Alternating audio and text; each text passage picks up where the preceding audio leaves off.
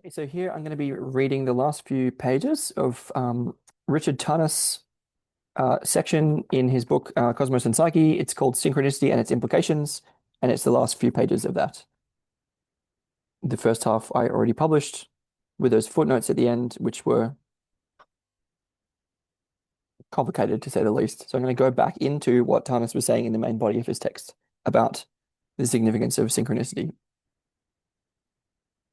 And he says,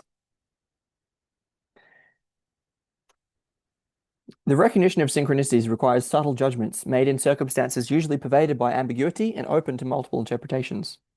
The suggestive patterning and often delicate precision of detail in such coincidences notoriously escape the net of objectivistic assessments and experimental tests. Synchronicities seem to constitute a lived reality, the experience of which depends deeply on the sensitive perception of context and nuance. For synchronicities have a shadow side, as in the exaggeration of the trivial to discover a self-inflating meaning. Another form this shadow can take is the paranoid's morbidly narrow interpretation of coincidences in terms of other people's malign plots, cunningly directed at the self, or psychotic delusions of self-reference. Such interpretations are, as Jung once suggested, pre-Copernican, egocentric. They center the world of meaning naively on the old narrow self, meaning the ego, inflating the separate ego or persecuting it, and thereby evade the more complex and often painful emergence of the individuated self that is in dialogue with the whole. Such an emergence requires attending to the claims and communications of the larger cosmos of the unconscious. And also, I'd say just of the world. It's about getting out of your own head, not further into it. True synchronicity is about that. A painstaking cultivation of self-knowledge must be undertaken to avoid succumbing to mere projection. Discriminating such events requires a self-critical awareness of unconscious tendencies toward narcissistic distortion, by which random or peripheral events are continually transformed into signs of an egocentric universe. No less crucial is the development and balanced interplay of multiple faculties of cognition: empirical, rational, emotional, relational, intuitive, symbolic. A capacity for acute yet balanced discernment has to be forged, founded not only on an alertness to meaningful pattern, but also on a disciplined mindfulness of the larger whole. Mindfulness of the larger whole, within which the individual seeks self, within which the individual self seeks orientation. Today, a half century after Jung's original formulation of the principle of synchronicity, with both the concept and the phenomena now so widely recognized, one can discern a typical sequence and progression in the nature of synchronistic events and responses. The first stage is usually marked by the experience of various ambiguously suggestive coincidences and patternings that may seem somewhat remarkable, curious, or even vaguely uncanny, but can still be regarded as perhaps merely fortuitous or subjective, and are therefore usually ignored or forgotten. Eventually, there may occur one or more especially powerful synchronicities, unambiguous in their coincidental force and precision of patterning, that have a revelatory effect on the individual and mark a decisive threshold in his or her psychological and spiritual development. Not infrequently, synchronicities of this category occur in association with births, deaths, crises, and other major turning points in life. On occasion, there may take place a sudden convergence of many such synchronicities, intricately interconnected, occurring in close proximity or in rapid succession, and having the effect of an overpowering epiphany of new meaning and purpose in the life of the individual.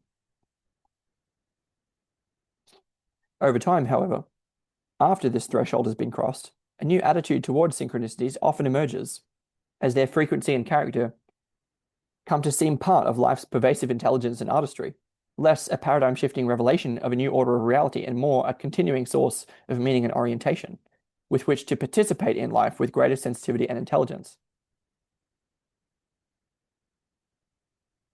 A disciplined alertness to significant pattern in the outer world, as well as inner world, begins to develop as an essential aspect of living a more conscious life. The occurrence of synchronicities is seen as permitting a continuing dialogue with the unconscious and with nature and the larger whole of life, while also calling forth an aesthetic and a spiritual appreciation of, of life's powers of symbolically resonant complex patterning.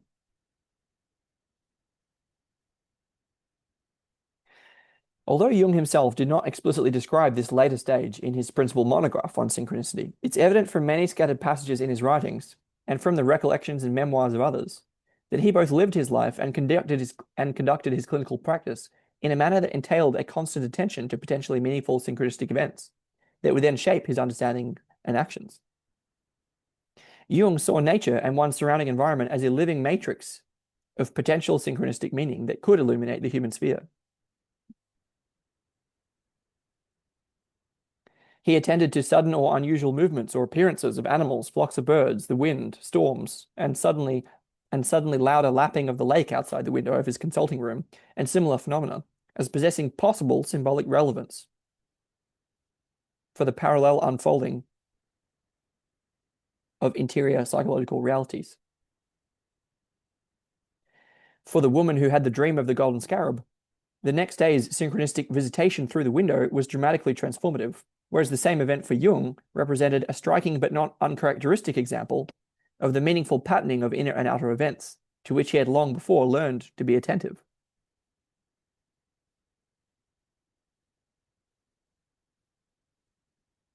In sharp contrast to the modern worldview, Jung ceased to regard the outer world as merely a neutral background against which the human psyche pursued its isolated intrasubjective quest for meaning and purpose.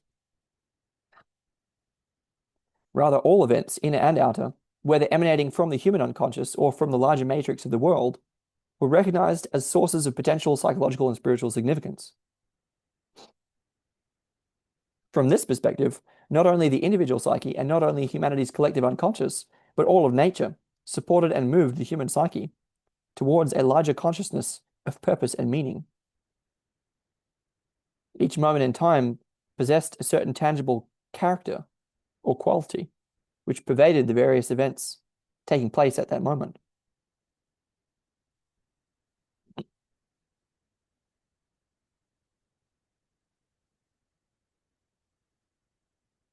Central to Jung's understanding of such phenomena was his observation that the underlying meaning or formal factor that linked the synchronistic inner and outer events, the formal cause in Aristotelian terms, was archetypal in nature.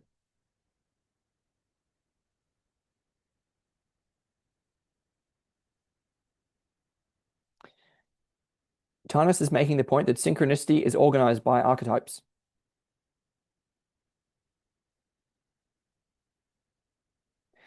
Building on insights from Freud, drawing from the classical Platonic philosophical vocabulary,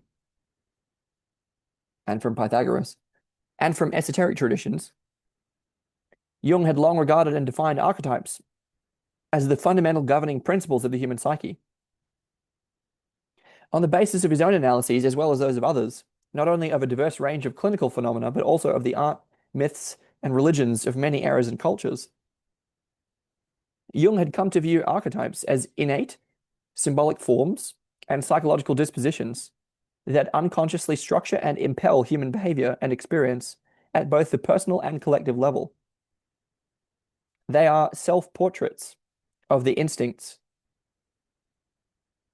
and render human experience meaningful according to certain timeless universal patterns or forms. Light and dark, birth and death, rebirth, the hero, the great mother, the child, the trickster, the shadow, good and evil, eros and logos, feminine and masculine, as well as more specifically personified and culturally inflected forms, such as Aphrodite, Oedipus, Dionysus, Prometheus, Saturn, Shakti, Kali, Shiva, Wotan, Isis, and Sophia. Another major category of the archetypes comprises the mathematical principles of number and geometric form, as in the Pythagorean Platonic tradition, and traditional sacred forms, such as the mandala, the circle, and the cross. All these principles were seen as possessing a primordial, mythic, and numinous character, grounded in the deepest layers of the psyche and expressing a collective unconscious shared by all human beings.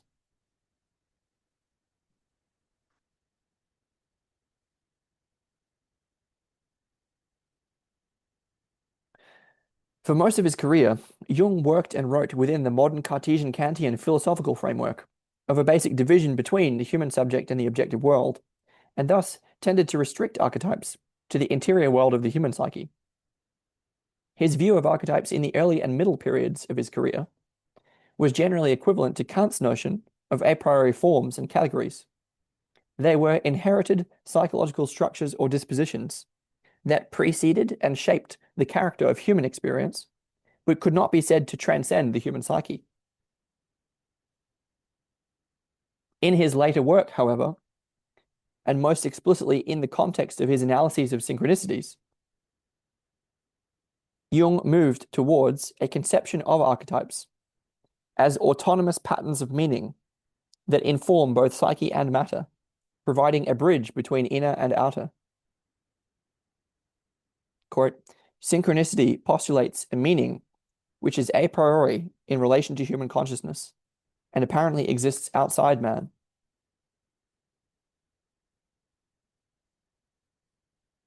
Jung's later work thus intimated the ancient understanding of an ensouled world, of an anima mundi, in which the human psyche participates, and with which it shares the same ordering principles of meaning.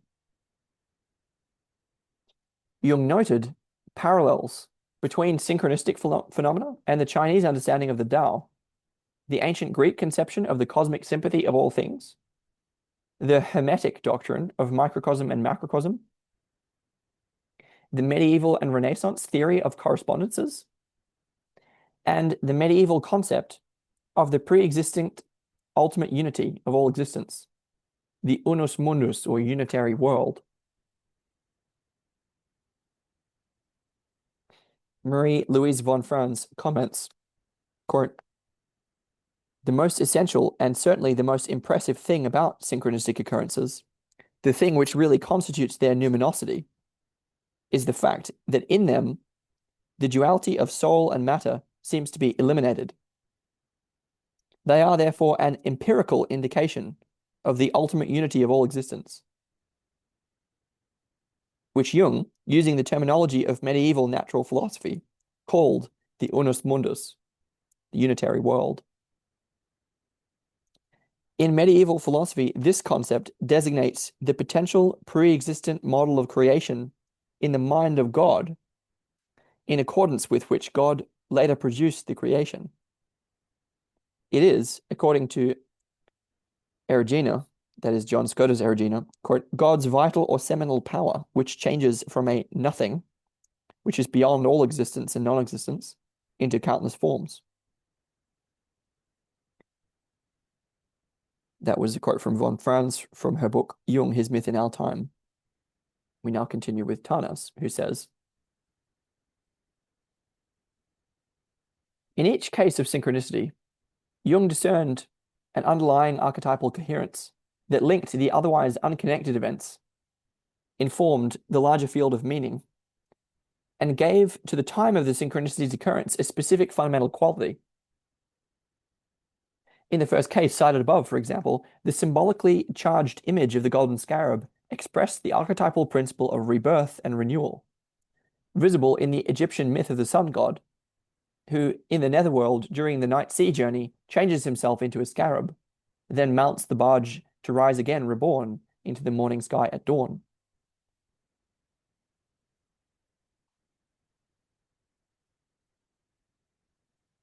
In Egyptian religion, the mythic journey of the sun mediated the spiritual journey of the soul, providing the individual with a transformative symbolic pattern of descent and renewal, death and rebirth.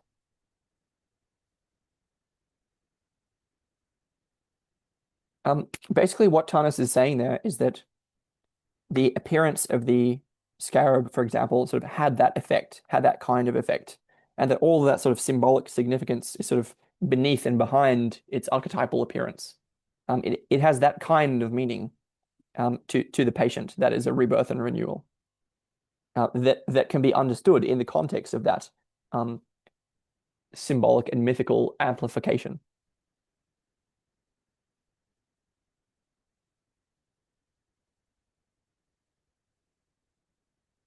Quote, The case of the stopped watch, by contrast, was pervasively informed by the complex archetype of Saturn or Kronos, the senex principle, a central symbol and figure in the Western cultural tradition from the ancient Greek and Hellenistic era through the Middle Ages and Renaissance.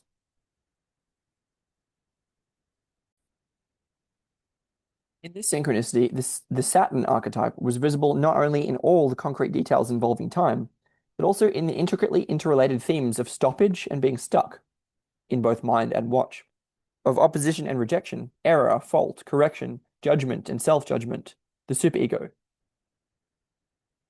Each element and stage of the event suggested another dimension of the Saturn principle's multivalent spectrum of meanings.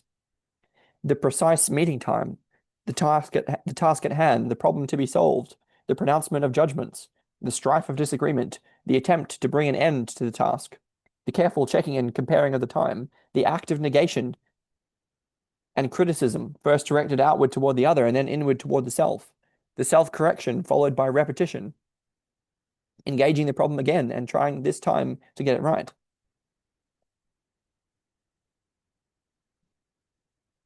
Finally, the overarching themes, deciding the fate of the manuscript, judging the legacy of the deceased,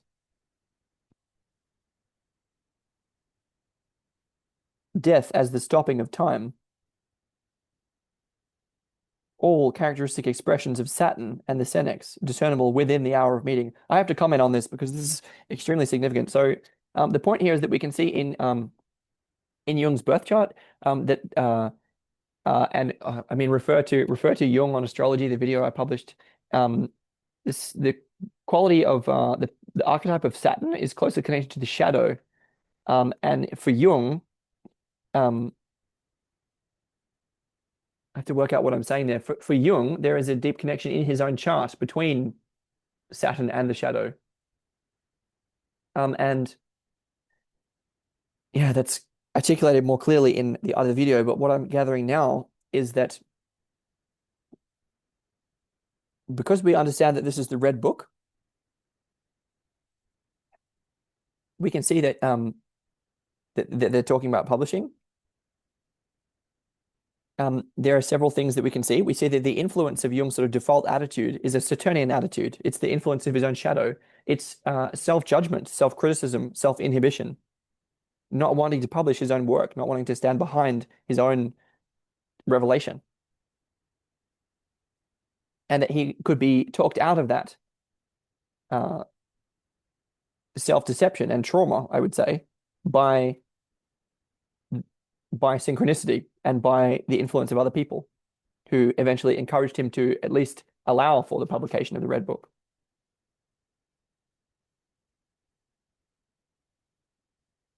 That's extremely interesting because it allows us to perceive the role of Saturn in Jung's own chart, like the influence that that archetype had on his own self-expression. His default to a sort of scientific and rationalistic attitude rather than wanting to stand behind his revelations is characteristic of the dominance of, in this case, what is his rationalistic scientific shadow expressed in Saturnian form. The only other question would be who died? And that would be the hero, I think, with reference to the Red Book. The idea being that they were talking about how they were sort of judging the manuscript of a scientist who died and they wanted to decide whether it should be published. We've realized that it's actually the Red Book. Then the question would be, okay, where did this story about the scientist who died came from? Was it something they just made up?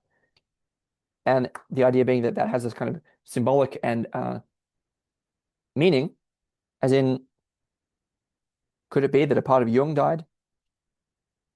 Did he kill the hero within himself?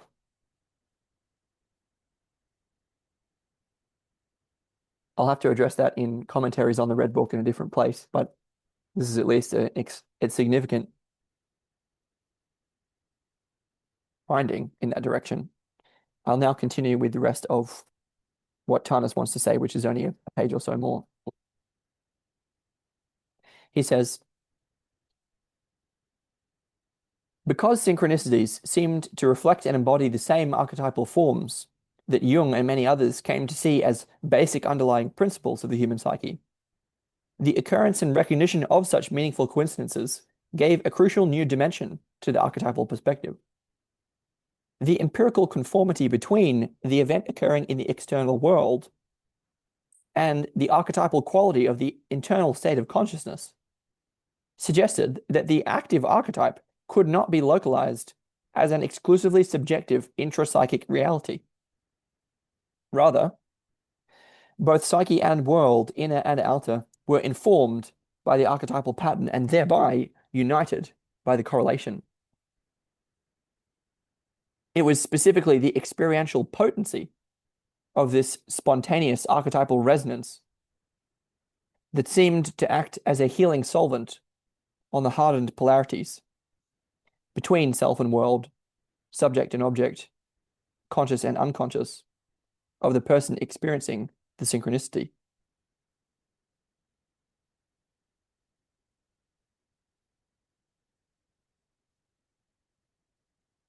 I'm going to read that quote again, which said, "It was specifically the experiential potency of this spontaneous archetypal resonance that seemed to act as a healing solvent on the hardened polarities between self and world, subject and object, conscious and unconscious, of the person experiencing the synchronicity."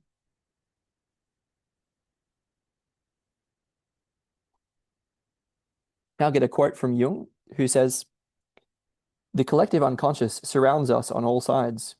It is more like an atmosphere in which we live than something that is found in us. Also, it does not by any means behave merely psychologically. In the cases of so-called synchronicity, it proves to be a universal substrate, present in the environment rather than a psychological premise. Wherever we come into contact with an archetype, we enter into relationship with transconscious, metapsychic factors." Tarnas continues, "This development in Jung's thought thus constituted a major shift in his understanding of the religious situation confronting the modern psyche. From early in his career, Jung saw both the psychological and the spiritual path of the modern self as requiring a sustained direct encounter with the archetypal unconscious. Here lay the possibility not only of deeper psychological self-awareness, but also of spiritual transformation, permitting an engagement with those numinous realities that could profoundly heal the psyche and provide it with an orienting purpose and transcendent meaning."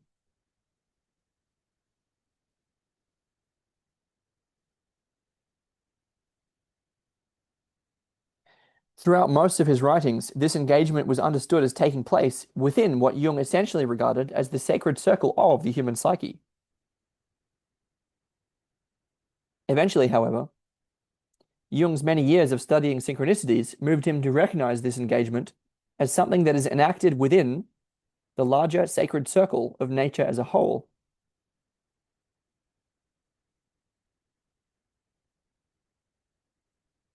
In this perspective, not just the interior depths of the human psyche, but also the interior depths of nature itself supports the unfolding of human spirituality and each person's struggle towards individuation. And I am going to read a short-ish footnote from Aziz, Robert Aziz, who's a Jungian commentator. Tarnas says, "This understanding of Jung's evolution is at the center of Aziz's analysis." Aziz says, "In 1937, when Jung exhorted his Yale audience to move beyond the confines of established religion and accept the challenge of immediate religious experience, what Jung had in mind was for them to encounter what Jung had in mind was for them to enter consciously into a direct encounter with the unconscious. For those for whom the rituals of conventional religion had lost their efficacy, what Jung offered as an alternative was an intrapsychic ritual, which, properly followed, would lead to the emergence of a highly personalized spiritual wholeness. What Jung had in mind in 1937, then, was a ritual to be enacted within the sacred circle of the psyche. However, this earlier Jungian notion of religious ritual has been dramatically transformed by the synchronicity concept. Indeed, so much so that we can now say that Jung's notion of immediate religious experience may be taken to refer not simply to an intrapsychic encounter, but to a direct encounter with nature in its entirety. The Jungian ritual, to put it simply, is now a ritual which is to be enacted within the sacred circle of nature as a whole. For Jung, the holy is encountered as much outwardly in the synchronistic patterning of events as it is inwardly. Accordingly, the individual in search of immediate religious experience is now required to attend to the compensatory images with which nature presents one outwardly, with the same religious seriousness with which one attends to the images of wholeness offered by the unconscious. The religious need, as Jung puts it, longs for wholeness, and here the wholeness to which one must open oneself is a wholeness that is not only transmitted intrapsychically, but transmitted to the individual through the synchronistic patterning of events in one's environment. Tarnas finishes, the recognition of synchronicities, the recognition of synchronicities as potential metaphysical implications, the recognition of the potential metaphysical implications of synchronicities not only suggested a transformation in the psychology of religion, it represented a critical step towards bridging the schism between religion and science in the modern era, so long embodied in the seemingly unbridgeable chasm between psyche and world. As the physicist Victor Mansfield has written, speaking for many, quote, "I have encountered too many synchronistic experiences, both in my life and that of others, to ignore them. Yet these surprisingly common experiences pose tremendous psychological and philosophical challenges for our worldview. They are especially troubling experiences for me as a physicist, trained within the culture of scientific materialism." With these implications in mind, both philosophical and psychological, Jung's student and close associate Marie-Louise von Franz stated in an interview late in her life that, quote, "The work which is now to be done is to work out the concept of synchronicity. I don't know the people who will continue it. They must exist, but I don't know where they are."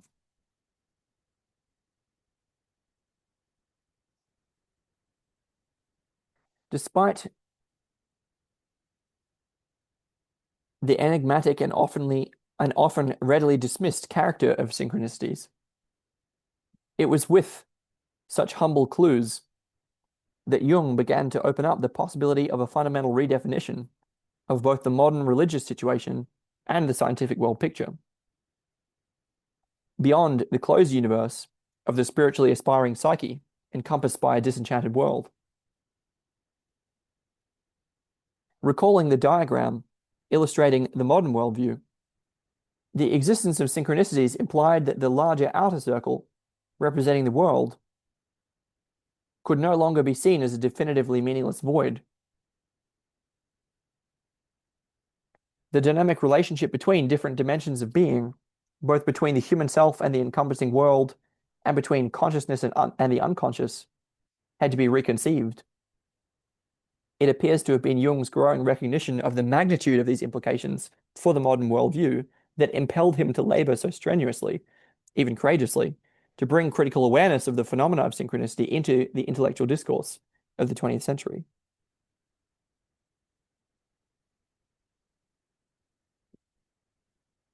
The philosophical and spiritual quest of the modern self now extended beyond an exclusively subjective intrapsychic horizon, for that quest took place within the matrix of a world that evidently possessed an intrinsic capacity for expressing and supporting meaning and purpose. Subtly and tenuously, the larger context within which the modern psyche pursued its search for wholeness had begun to shift. And that's going to conclude for the moment what I wanted to take from Richard Tarnas. There's obviously more stuff about the archetypal cosmos and about astrology that he makes a great deal of, and several mistakes to my mind, but I won't go into that here. The basic point that the psyche and cosmos are sort of ordered by archetypes does in fact hold, whether or not one involves astrology in the investigation of that. And I mean, synchronicity is clearly I mean, there's so many opportunities for self-deception, right? And there's something to be said for groups, again, that's not really apparent here.